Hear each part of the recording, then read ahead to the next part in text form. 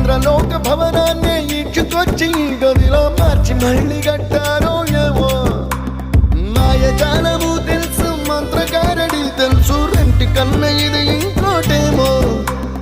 నీలాకాశం నేలాకొస్తే ఇట్టాగే ఉంటాదో ఏమో ఈ సంతోషం దాచాలంటే హృదయాలు ఓ వంద కావాలేమో ఇంతందంగా ఉంటుందా ఈ లోకం ఇన్నాళ్ళు ఈ మనసుకి తెలియాలేదే పాపం